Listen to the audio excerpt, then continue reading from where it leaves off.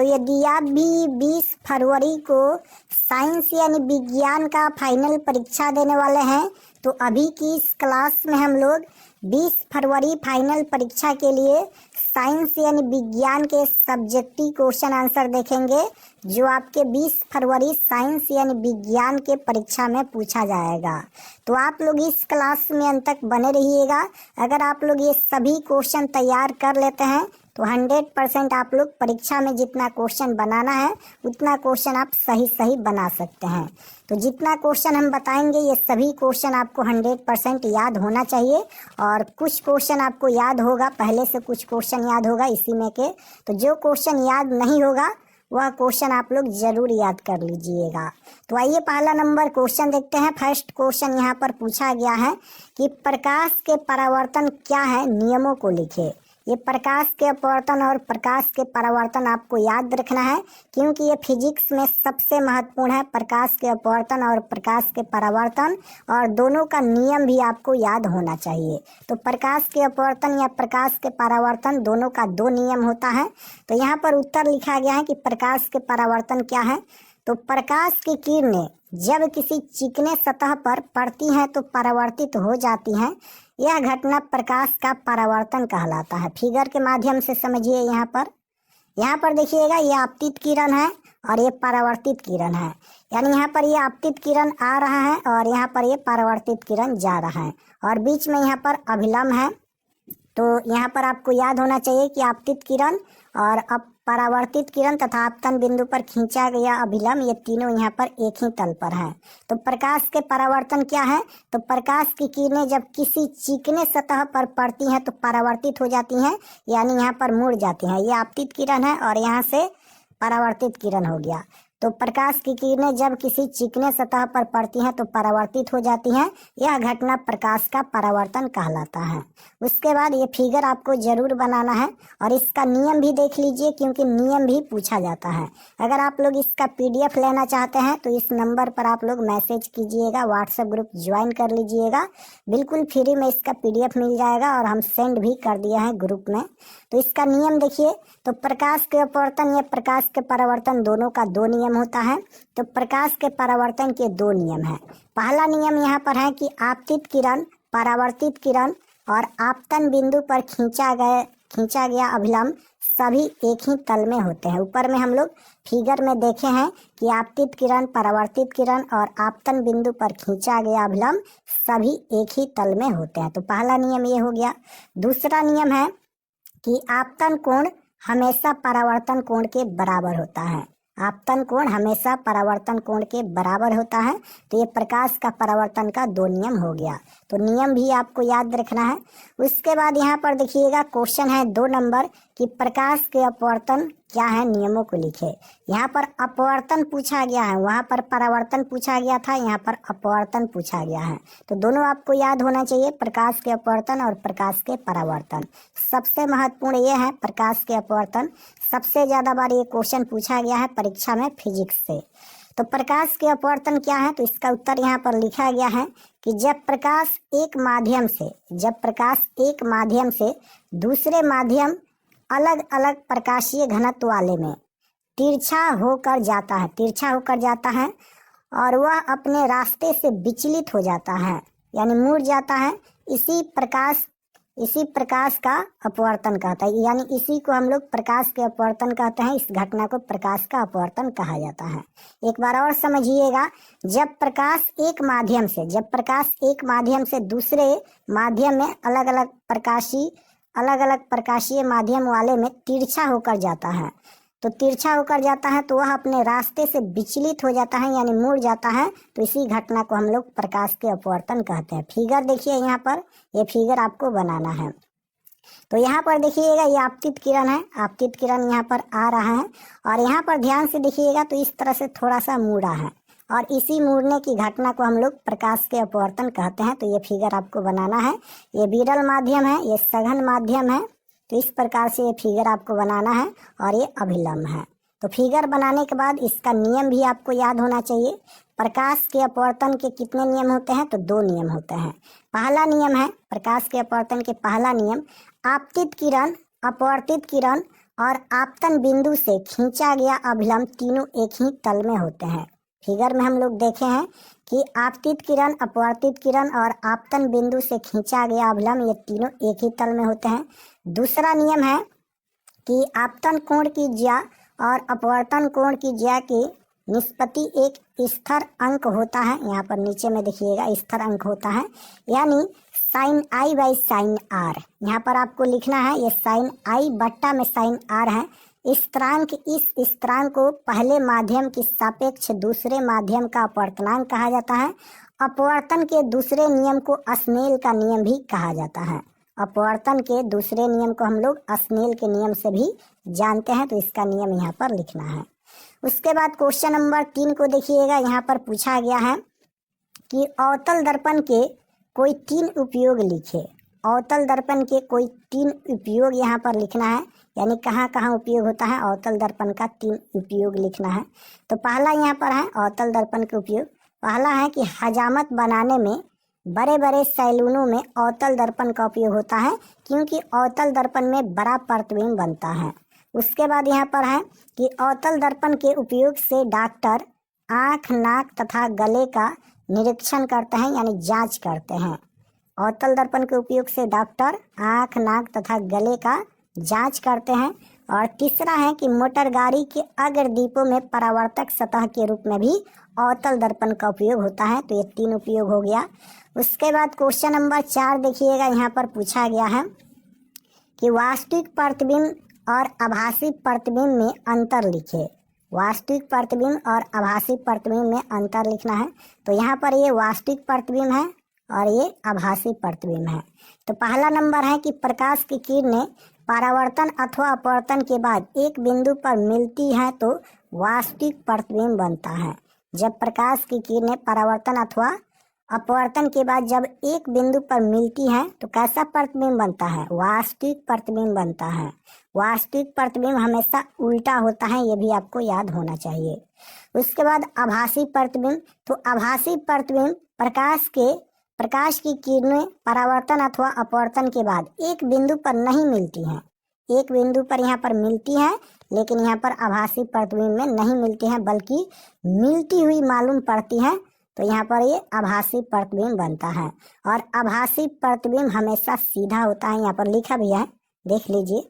यह उल्टा होता है और ये सीधा होता है, यानी वास्तविक प्रतिबिंब हमेशा सीधा होता है और आभासी प्रतिबिंब हमेशा उल्टा हो। यहाँ पर देखिएगा उल्टा होता है वास्तविक प्रतिबिंब और आभासी प्रतिबिंब यहाँ पर सीधा होता है। वास्तविक का मतलब उल्टा और आभासी का मतलब सीधा। उसके बाद यहाँ पर है वास्तविक प्रतिबिंब में कि यह पर्दे पर उतारा जा सकता है, यानी वास्तविक प्रतिबिंब को पर्दे पर उतारा जा सकता है, लेकिन आभासी प्रतिबिंब को पर्दे पर नहीं उतारा जा सकता है। तो यहाँ पर लिख दीजिएगा अंतर। उसके बाद क्वेश्चन नंबर 5 है, पूछा गया है यहाँ पर कि सौर कुकर का चरित्र वर्णन करे। तो इसका उत्तर है कि सौर कुकर एक उदाहरण है जो सूर्य के प्रकाश का उपयोग करके भोजन पकाने के लिए किया जाता है, और इसमें एक परावर्तक सतह जैसे दर्पण होती है जो सूर्य की किरणों को एक ऊष्मारोधी बक्स में केंद्रित करती हैं। बक्स के अंदर खाना पकाने के लिए रखा जाता है और इसे एक कांच के ढक्कन से ढक दिया जाता है। तो यहाँ तक इसका उत्तर लिखिएगा। उसके बाद क्वेश्चन नंबर 6 है, पूछा गया है यहाँ पर कि अवतल दर्पण का उपयोग सोलर कुकर में क्यों किया जाता है। अवतल दर्पण का उपयोग सोलर कुकर में भी किया जाता है, तो क्यों किया जाता है? तो इसका उत्तर है कि जब प्रकाश की किरणों को प्रधान अक्ष के समांतर भेजा जाता है तो परावर्तन के बाद फोकस पर जमा हो जाती हैं, और इस गुण के कारण ही अवतल दर्पण का उपयोग सोलर कुकर में किया जाता है। उसके बाद क्वेश्चन नंबर 7 यहाँ पर पूछा गया है कि गाड़ियों के हेडलाइट में अवतल दर्पण का उपयोग क्यों किया जाता है। तो जब प्रकाश की किरण को फोकस से भेजा जाता है, जब प्रकाश की किरण को फोकस से भेजा जाता है तो वह प्रधान अक्ष के समानांतर हो जाती हैं। इस गुण के कारण अवतल दर्पण का उपयोग गाड़ियों के हेडलाइट में किया जाता है। उसके बाद क्वेश्चन नंबर 8 यहाँ पर है कि अवतल दर्पण और उत्तल दर्पण में अंतर स्पष्ट करें। यहाँ पर दर्पण है, लेंस भी आपको याद रखना है, अवतल लेंस उत्तल लेंस में अंतर, लेकिन यहाँ पर पूछा गया है दर्पण। अवतल दर्पण और उत्तल दर्पण में अंतर लिखना है। तो यहाँ पर ये उत्तल दर्पण है और यहाँ पर ये अवतल दर्पण है। तो उत्तल दर्पण में क्या होता है, तो उत्तल दर्पण का परावर्तक सतह बाहर की ओर होता है। उत्तल दर्पण का परावर्तक सतह बाहर की ओर होता है, लेकिन अवतल दर्पण का परावर्तक सतह भीतर की ओर वक्रित होता है। उसके बाद है उत्तल दर्पण में कि उत्तल दर्पण का दृष्टि क्षेत्र काफी बड़ा होता है, लेकिन अवतल दर्पण में दृष्टि क्षेत्र उत्तल दर्पण की तुलना में काफी कम होता है। उसके बाद है यहाँ पर उत्तल दर्पण में कि उत्तल दर्पण में वस्तु का हमेशा आभासी प्रतिबिंब बनता है। उत्तल दर्पण में हमेशा वस्तु का हमेशा आभासी प्रतिबिंब बनता है, लेकिन अवतल दर्पण में कैसा प्रतिबिंब बनता है, तो इसमें वस्तु का आभासी और वास्तविक दोनों प्रकार के प्रतिबिंब बनते हैं। यानी अवतल दर्पण में वास्तविक और आभासी दोनों प्रकार के प्रतिबिंब बन सकते हैं, लेकिन उत्तल दर्पण में हमेशा आभासी प्रतिबिंब बनता है।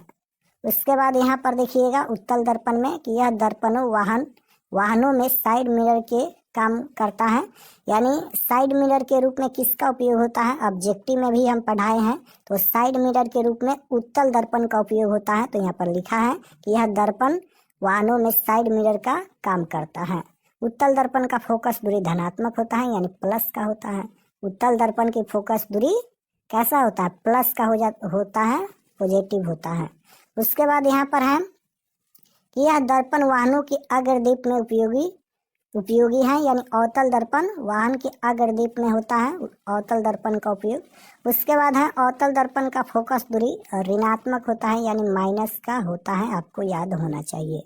तो ये हो गया अवतल दर्पण उत्तल दर्पण में अंतर। उसके बाद यहाँ पर देखिएगा क्वेश्चन नंबर 9 है। 9 नंबर क्वेश्चन है कि उदासीनीकरण अभिक्रिया क्या है, 2 उदाहरण दे। उदासीनीकरण अभिक्रिया क्या है, उदाहरण भी लिखना है। तो यहाँ पर देखिएगा ये सिंपल क्वेश्चन है, आपको याद होगा। वह प्रक्रिया जिसमें कोई अम्ल किसी भस्म के साथ अभिक्रिया करके लवण और जल बनाता है उसे उदासीनीकरण अभिक्रिया कहते हैं। वह प्रक्रिया जिसमें अम्ल जो है वह भस्म यानी भस्म के साथ अभिक्रिया करके और क्या बनाता है, तो लवण और जल बनाता है, उसे हम लोग उदासीनीकरण अभिक्रिया कहते हैं। एग्जाम्पल यहाँ पर समझिएगा कि अम्ल प्लस भस्म अभिक्रिया करके लवण और जल बनाता है। यहाँ पर लिखा गया है HCl, ये हाइड्रोक्लोरिक अम्ल है। HCl क्या है, तो यह एक अम्ल है। और यहाँ पर NaOH ये क्या है, तो यह एक भस्म है। और अभिक्रिया करके यहाँ पर देखिएगा ये लवण हो जाएगा NaCl सोडियम क्लोराइड और प्लस में यहाँ पर H2O यानी जल। तो यहाँ पर अम्ल किसी भस्म के साथ अभिक्रिया करके लवण तथा जल का निर्माण करता है, उसे हम लोग उदासीनीकरण अभिक्रिया कहते हैं। उसके बाद समतल दर्पण के 2 उपयोग लिखे, तो सोलर कुकर के परावर्तक सतह के रूप में होता है और चेहरा देखने के लिए समतल दर्पण का उपयोग होता है। उसके बाद 10 नंबर क्वेश्चन है कि श्वसन को ऊष्माक्षेपी अभिक्रिया क्यों कहते हैं। श्वसन को ऊष्माक्षेपी अभिक्रिया कहा जाता है, क्यों कहा जाता है, तो श्वसन को ऊष्माक्षेपी अभिक्रिया इसलिए कहा जाता है क्योंकि इस प्रक्रिया में ऊर्जा यानी गर्मी उत्पन्न होती है। श्वसन अभिक्रिया में क्या होता है, तो ऊर्जा उत्पन्न होती है यानी गर्मी उत्पन्न होती है। जब हम सांस लेते हैं तो ग्लूकोज ऑक्सीजन के साथ मिलकर कार्बन डाइऑक्साइड और पानी बनाता है। इस प्रक्रिया में ऊर्जा मुक्त होती है यानी ऊर्जा निकलती है जो ATP के रूप में जमा होती है, जिसे शरीर विभिन्न कार्यों के लिए उपयोग करता है। तो यहाँ तक इसका उत्तर लिखना है। उसके बाद क्वेश्चन नंबर 11 देखिएगा, यहाँ पर पूछा गया है कि गोलीय दर्पणों द्वारा परावर्तन के लिए नई कार्तीय चिन्ह परिपाटी दर्शाए। तो इसका उत्तर है कि बिंब सदैव दर्पण के बाईं ओर रखा जाता है। इसका अर्थ है कि दर्पण पर बिंब से प्रकाश बाईं ओर से आपतित होती हैं। दूसरा है कि मुख्य अक्ष के समांतर सभी दूरियां दर्पण के ध्रुव से मापी जाती हैं। उसके बाद है कि मूल बिंदु के दाईं ओर प्लस यहाँ पर एक्स अक्ष के अनुदिश मापी गई दूरियां धनात्मक मानी जाती हैं, जबकि मूल बिंदु से बाईं ओर यानी दाईं ओर यहाँ पर प्लस है, बाईं ओर माइनस है। तो माइनस एक्स अक्ष के अनुदिश मापी गई दूरियां ऋणात्मक मानी जाती हैं। तो यहाँ तक इसका उत्तर लिखना है। उसके बाद क्वेश्चन नंबर 12 देखिएगा, यहाँ पर पूछा गया है कि प्रिज्म से होकर प्रकाश के अपवर्तन का नामांकित किरण आरेख खींचे। यहाँ पर चित्र बनाना है, फिगर बनाना है। प्रिज्म से होकर प्रकाश के अपवर्तन का फिगर बनाना है। तो इस प्रकार से फिगर बनाइएगा, देख लीजिए ध्यान से। उसके बाद यहाँ पर 13 नंबर क्वेश्चन है कि उत्तल लेंस को अभिसारी लेंस क्यों कहा जाता है। उत्तल लेंस को अभिसारी लेंस कहा जाता है और अवतल लेंस को अपसारी लेंस कहा जाता है। आपको याद होना चाहिए कि उत्तल लेंस को अभिसारी लेंस और अवतल लेंस को अपसारी लेंस कहा जाता है। क्यों कहा जाता है यहाँ पर पूछा गया है। तो देखिए यहाँ पर इसका उत्तर है, उत्तल लेंस को अभिसारी लेंस इसलिए कहा जाता है कि अक्ष के समांतर चलने वाली सभी आपतित किरणें लेंस से अपवर्तित होकर मुख्य अक्ष के एक बिंदु F पर संचित्र होती है, अतः उत्तल लेंस को अभिसारी लेंस कहा जाता है। फिगर बनाइएगा, यहाँ पर इस प्रकार से ये फिगर बनाइएगा, ये उत्तल लेंस है, इस प्रकार से ये फोकस है, फिगर बना लीजिएगा। उसके बाद यहाँ पर 14 नंबर क्वेश्चन देखिए पूछा गया है कि अवतल लेंस को अपसारी लेंस क्यों कहते हैं। अब यहाँ पर अवतल लेंस को अपसारी लेंस क्यों कहते हैं, तो अवतल लेंस के द्वारा समांतर प्रकाश की किरणें आपतन के यहाँ पर बाद होगा, आपतन के बाद अपवर्तित होकर आपस में फैलती जाती हैं, यानी अवतल लेंस प्रकाश की समांतर किरणों को अपसारित कर देता है। अवतल लेंस को इसी गुण के कारण अपसारी लेंस कहते हैं। तो यहाँ तक इसका उत्तर लिखना है क्वेश्चन नंबर 14 का। उसके बाद क्वेश्चन नंबर 15 है।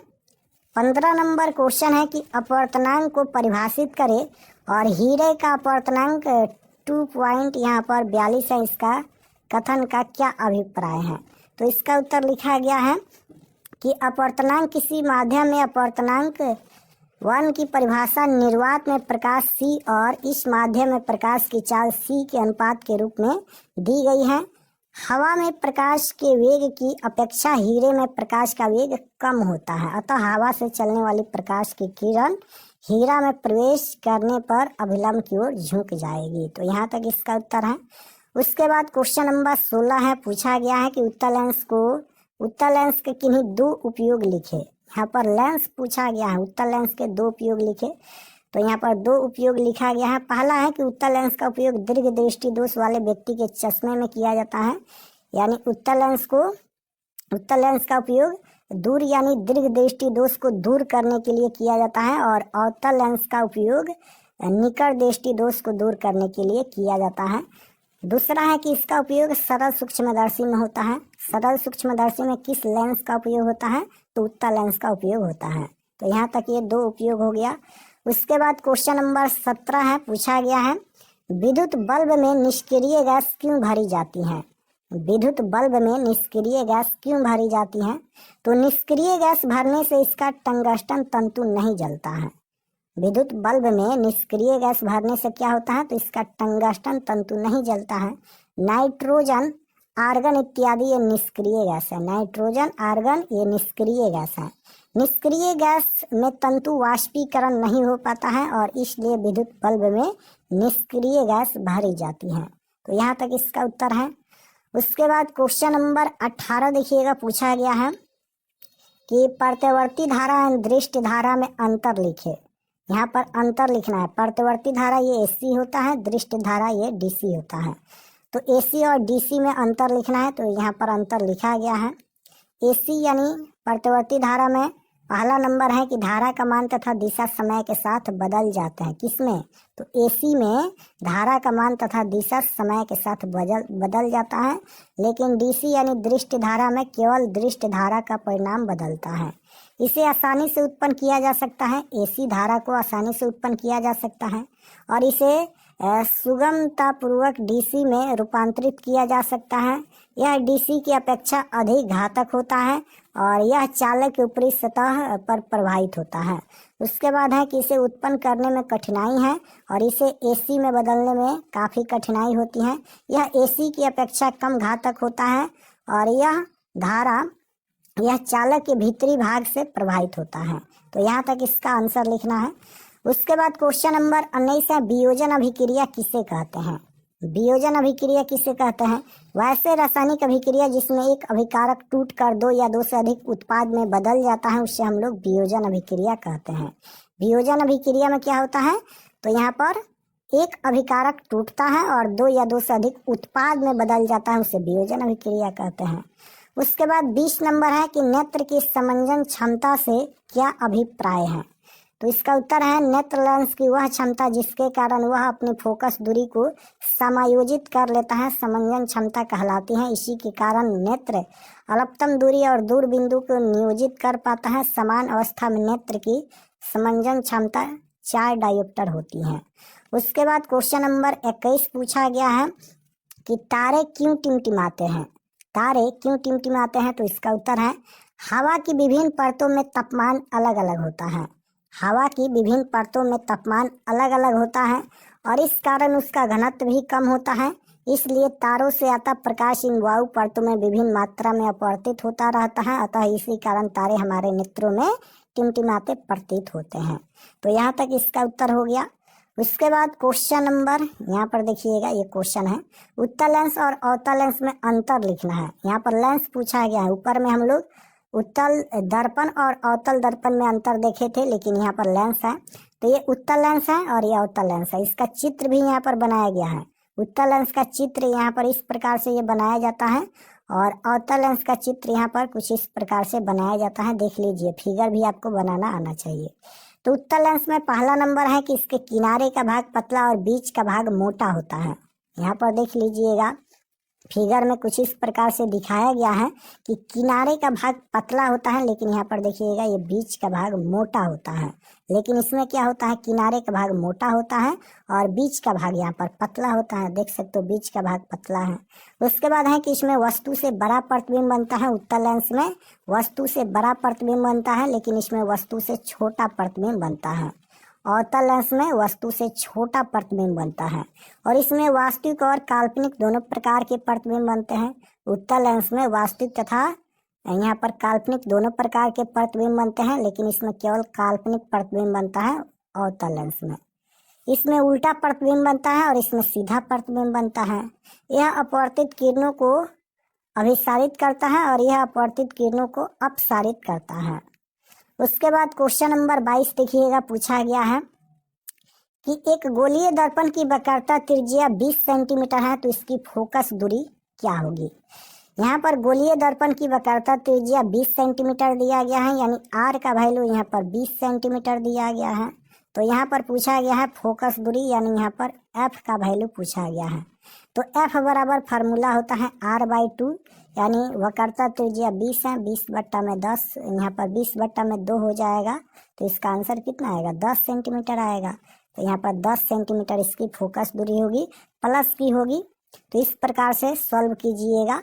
और यहाँ पर देखिएगा, फोकस दूरी पूछा गया है, लेकिन परीक्षा में हो सकता है वक्रता त्रिज्या भी पूछा जाए। तो दोनों फार्मूला आपको याद होना चाहिए। एक फार्मूला r बराबर होता है 2f और एक फार्मूला होता है f बराबर r/2। तो यहाँ पर ये है वक्रता त्रिज्या का फार्मूला और ये है फोकस दूरी का फार्मूला। क्वेश्चन नंबर 23 देखिएगा, पूछा गया है कि विद्युत धारा को परिभाषित कर इसका मान यानी मात्रक लिखे। विद्युत धारा क्या है, तो इकाई समय में आवेश के प्रवाह को विद्युत धारा कहते हैं। विद्युत धारा बराबर क्या होता है, आवेश बटा समय होता है और इसका सही मात्रक एम्पियर होता है। विद्युत धारा का सही मात्रक क्या होता है,